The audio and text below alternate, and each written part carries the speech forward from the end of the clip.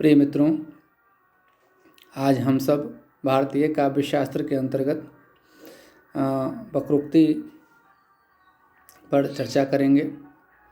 इस चर्चा के पश्चात आप वक्रोक्ति का स्वरूप जान पाएंगे, उसके भेद प्रभेद जान पाएंगे एवं काव्य में विलक्षणता, चमत्कार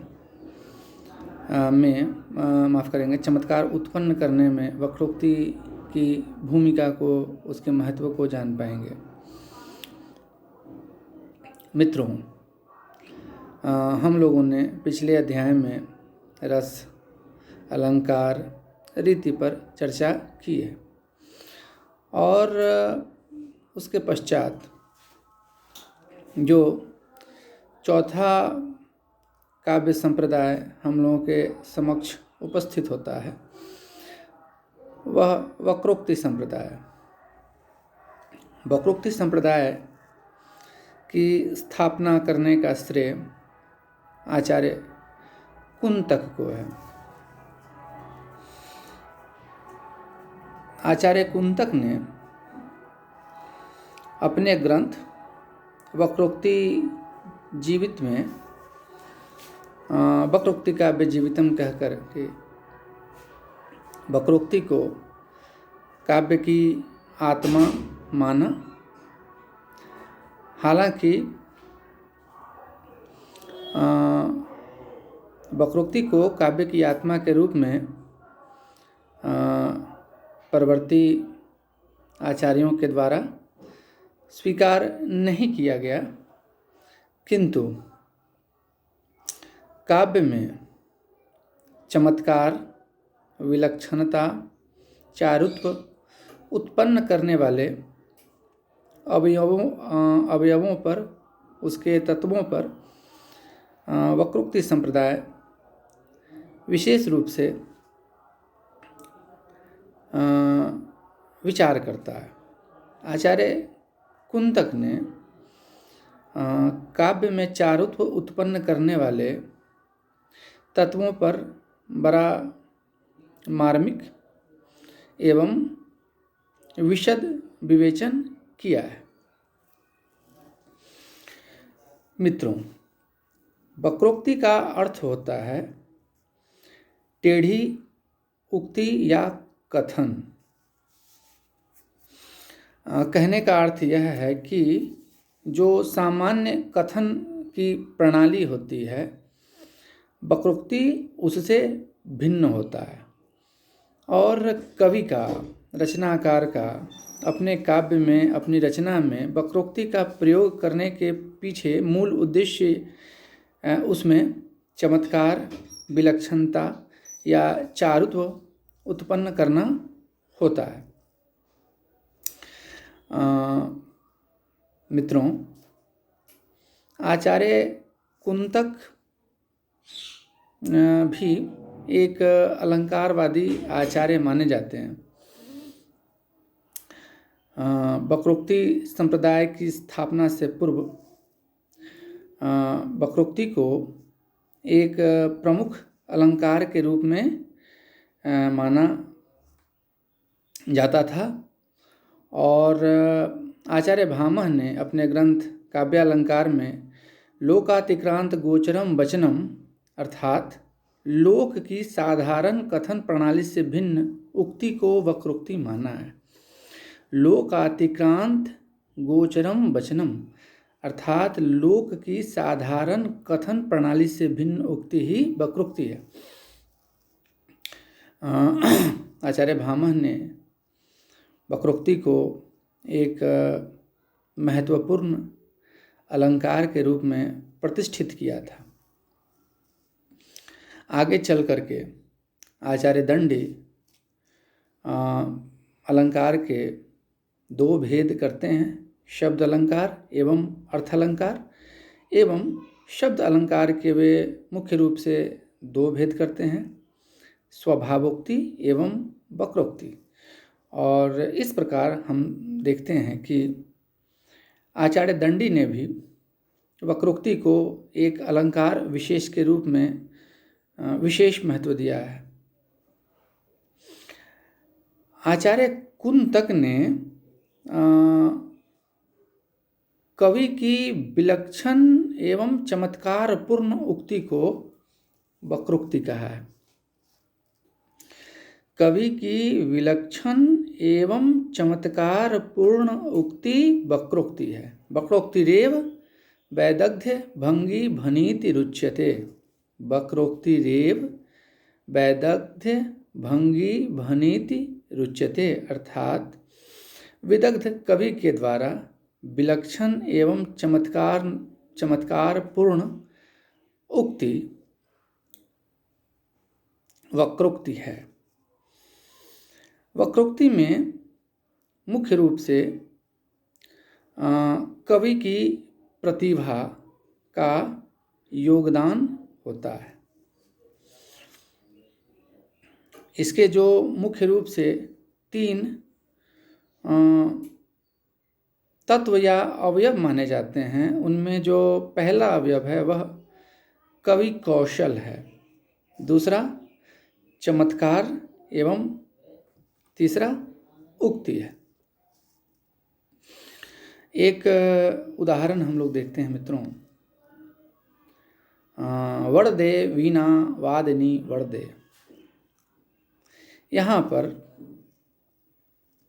वर्णों के माध्यम से विलक्षणता, चमत्कार एवं सौंदर्य उत्पन्न किया गया है। नाद सौंदर्य विशेष रूप से उत्पन्न किया गया है, जिसे आचार्य रामचंद्र शुक्ल काव्य की एक आत्मा के रूप में स्वीकार करते हैं।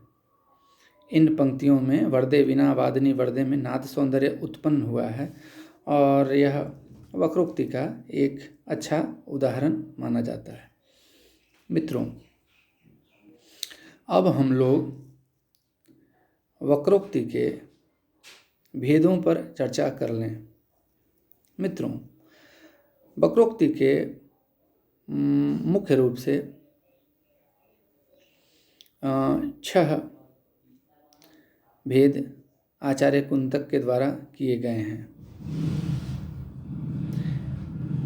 वर्ण विन्यास वक्रता, पद पूर्वार्ध वक्रता, पद परार्ध वक्रता, वाक्य वक्रता, प्रकरण वक्रता एवं प्रबंध वक्रता। एक बार पुनः देख लें। वर्ण विन्यास वक्रता, पद पूर्वार्ध वक्रता, पद परार्ध वक्रता, वाक्य वक्रता, प्रकरण वक्रता एवं प्रबंध वक्रता। अब हम लोग एक एक करके इन भेदों पर चर्चा कर लें संक्षेप में। मित्रों, वक्रोक्ति का जो प्रथम भेद माना जाता है वह वर्ण विन्यास वक्रता है। कवि की प्रतिभा के द्वारा, कवि कौशल के द्वारा काव्य में, साहित्य में नाद सौंदर्य, संगीतात्मकता, गेयात्मकता, लयात्मकता, श्रुति मधुरता, कर्ण प्रियता,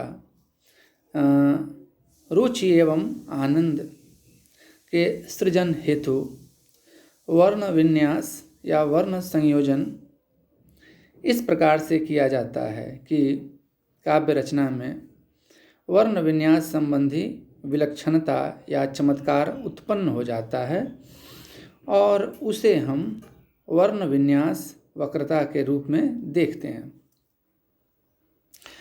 अनुप्रास एवं यमक अलंकार वर्ण विन्यास वक्रता का उदाहरण है। हम लोग इसका एक जो है उदाहरण देख लें। पुनः एक बार हम लोग उसी उदाहरण को देखें, समझने के लिए यह उदाहरण बड़ा ही अच्छा है। वरदे वीणा वादिनी वरदे, वरदे वीणा वादिनी वरदे। तो वरदे वीणा वादिनी वरदे, व वर्ण की जो है यहाँ 4 बार आवृत्ति हुई है, व वर्ण का 4 बार संयोजन किया गया है और उसके कारण इन माफ़ करेंगे इस पंक्ति में अनुप्रास अलंकार का योग हो गया है एवं वर्ण विन्यास वक्रता, नाद सौंदर्य, काव्य सौंदर्य, विलक्षणता एवं चारुत्व के संधान में सफल हुआ है। मित्रों, वर्ण विन्यास वक्रता के बाद जो वक्रोक्ति का जो दूसरा भेद है वह पद पूर्वार्ध वक्रता माना जाता है। मित्रों, हम सब जानते हैं कि जब शब्द का वाक्य में प्रयोग किया जाता है तब वह पद कहलाता है और शब्द सविभक्तिक होकर भी पद कहलाता है।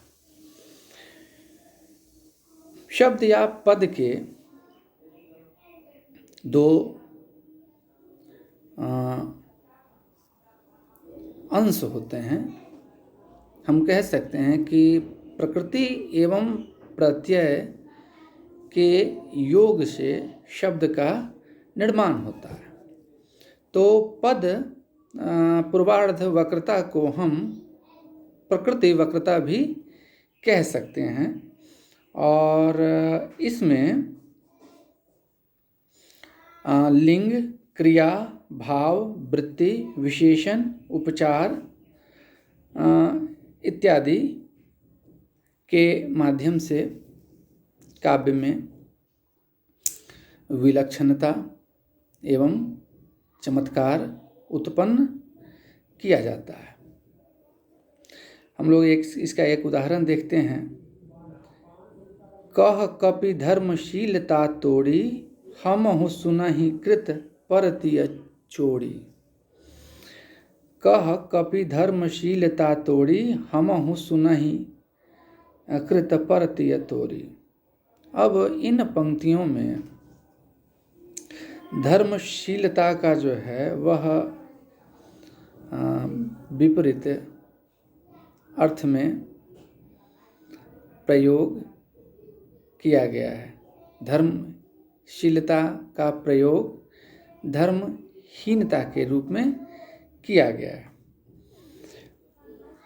मित्रों, पद पूर्वार्ध वक्रता के अंतर्गत जो एक बड़ा ही महत्वपूर्ण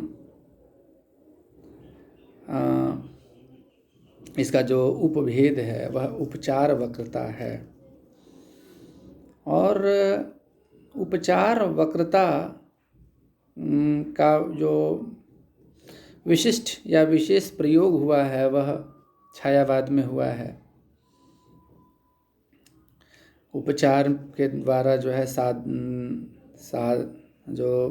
साधारण जो गुण होते हैं, जो साधारण धर्म होते हैं, उनके द्वारा मूर्त का अमूर्तीकरण एवं अमूर्त का मूर्तीकरण किया जाता है।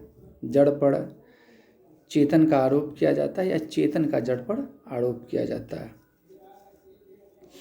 इसका एक उदाहरण हम लोग देख सकते हैं। दिवसावसान का समय, मेघमय आसमान से उतर रही है वह संध्या सुंदरी परिसी धीरे धीरे धीरे।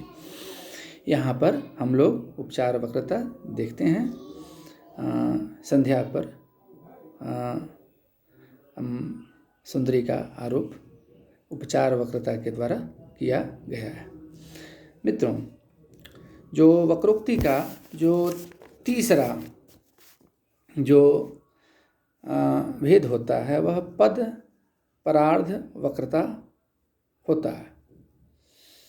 पद परार्ध वक्रता को प्रत्यय वक्रता भी कहते हैं और इसके अंतर्गत काल वैचित्र, कारक वैचित्र, संख्या वैचित्र, पुरुष वैचित्र्य, उपसर्ग वैचित्र्य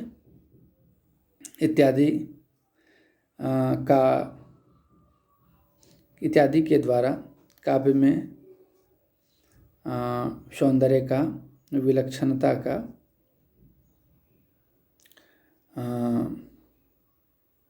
किया जाता है प्रयोग। काव्य में विलक्षणता या चमत्कार उत्पन्न होता है। वक्रोक्ति का जो चौथा जो भेद है वह वाक्य वक्रता है। मित्रों, वाक्य वक्रता को आचार्य कुंतक ने वस्तु वक्रता भी कहा है। वाक्य पदों की समन्वित इकाई है और उसके द्वारा एक समन्वित एवं विशिष्ट अर्थ का बोध होता है और उस अर्थ के माध्यम से उस वाक्य की विलक्षणता, उसमें समाहित लक्षणा एवं व्यंजना शब्द शक्ति और उसके अर्थ सौंदर्य, अर्थ चमत्कार एवं अर्थ चारुत्व के द्वारा जो विलक्षणता उत्पन्न होती है वह वाक्य वक्रता या वस्तु वक्रता कहलाती है। इसके अंतर्गत विशेष रूप से अलंकारों का विवेचन किया जाता है।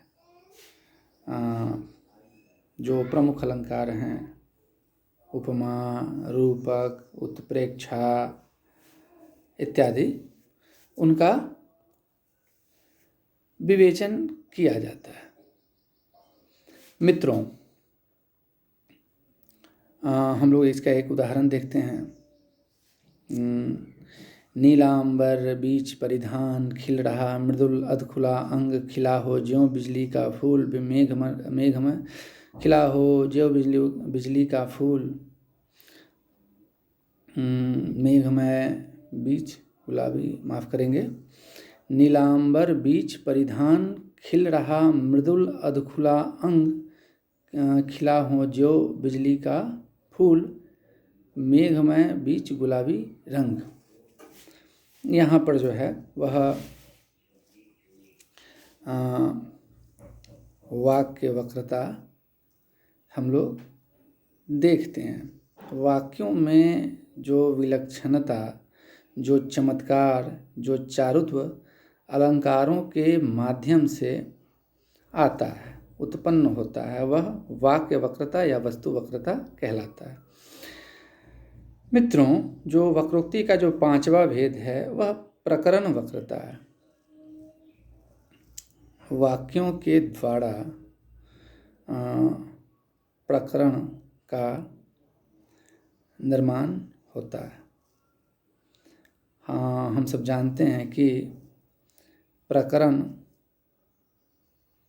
या कथानक प्रबंध का एक विशिष्ट अंग होता है और प्रबंध में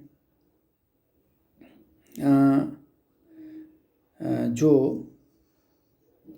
विशेषता, जो विलक्षणता, जो चमत्कार, जो चारुत्व उत्पन्न होता है समन्वित रूप में, वह विभिन्न प्रकरणों के माध्यम से ही आता है।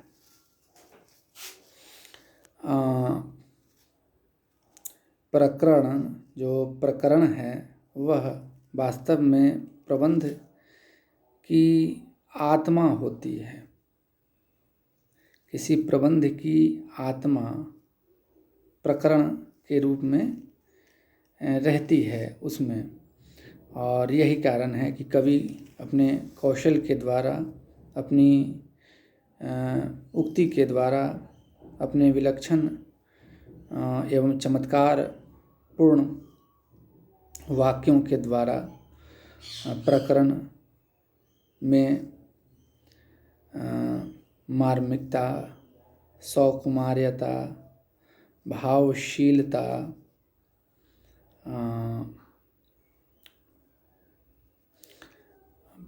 भावों को आकर्षक बनाने वाले, हृदय को आह्लादित करने वाले मार्मिक प्रसंगों की उद्भावना करता है। रामचरितमानस में हम सब देखते हैं कि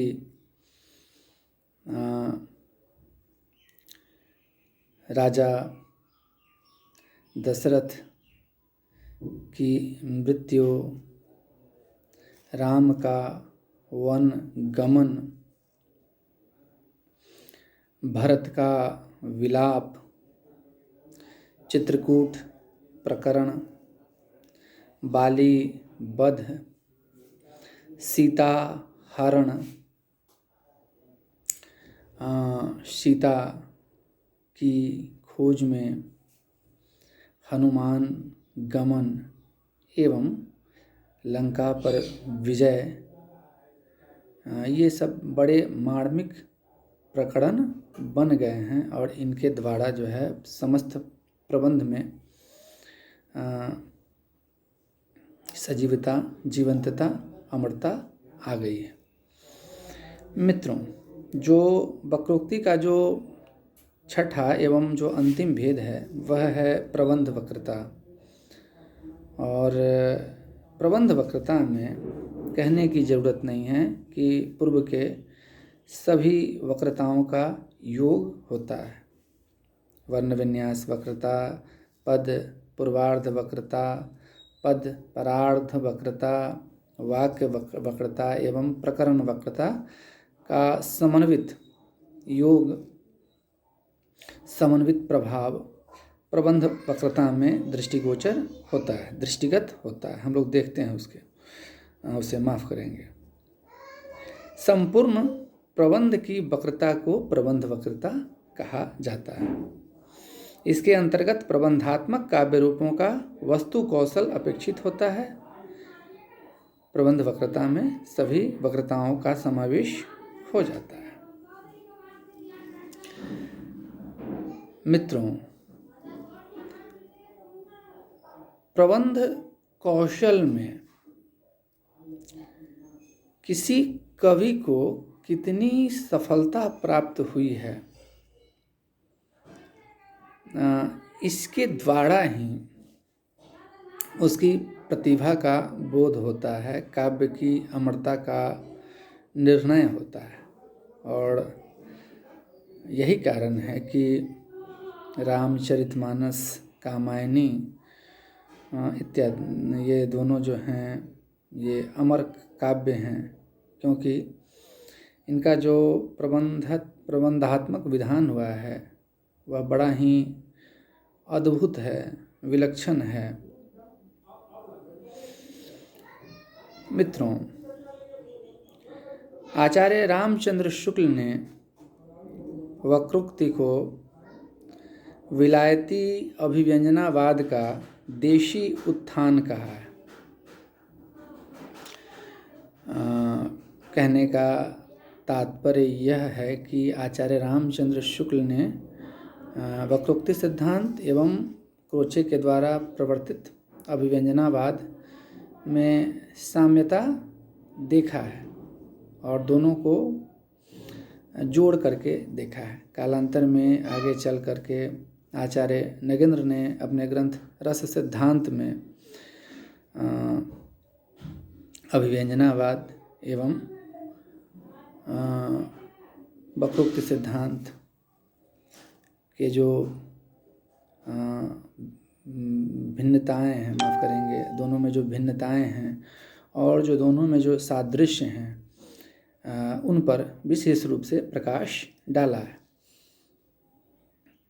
जो मुख्य रूप से जो दोनों में जो साम्य हैं वे हैं कि एक, दोनों का उद्देश्य जो है वह अभिव्यंजना पर जोर देता है। काव्य में जो अभिव्यंजना है, व्यंजकता है, विलक्षणता है, वह महत्वपूर्ण है और इसे अभिव्यंजनावाद एवं वक्रोक्ति सिद्धांत दोनों मानता है। क्रोचे जहाँ सहज ज्ञान को महत्वपूर्ण मानते हैं, वहीं कुंतक कवि कौशल को प्रमुख महत्व देते हैं। अगर हम व्यापक रूप से विचार करें तो हम पाते हैं कि अभिव्यंजनावाद जो है वह मुख्य रूप से कवि कौशल पर विचार करता है। कुंतक के द्वारा प्रवर्तित वक्रोक्ति संप्रदाय में भी कवि कौशल, चमत्कार एवं उक्ति महत्वपूर्ण है, किंतु वक्रोक्ति सिद्धांत की जो सबसे बड़ी खूबी है, जो सबसे बड़ी खासियत है, वह यह है कि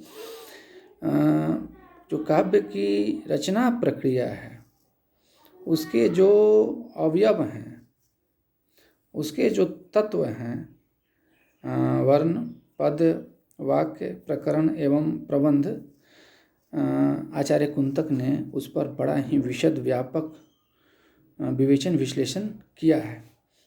और इस दृष्टि से उनका जो यह विवेचन है वह बड़ा मौलिक विवेचन माना जाता है।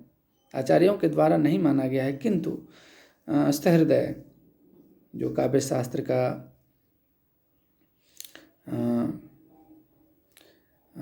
जानने वाला होगा, काव्य शास्त्र को समझने वाला होगा, वह निश्चित रूप से आचार्य कुंतक के इस महत्वपूर्ण अवदान को समझेगा और उनको महत्व देगा, उनको सम्मान देगा। तो मित्रों, इस प्रकार हम लोग देखते हैं कि वैदग्ध्यपूर्ण विलक्षण उक्ति वक्रोक्ति है। इसमें मुख्य रूप से कवि कौशल, चमत्कार एवं उक्ति का योग होता है और इसके 6 भेद हैं: वर्ण विन्यास वक्रता, पद पूर्वार्ध वक्रता, पद परार्ध वक्रता, वाक्य वक्रता, प्रकरण वक्रता एवं प्रबंध वक्रता। बहुत बहुत धन्यवाद आप सबका।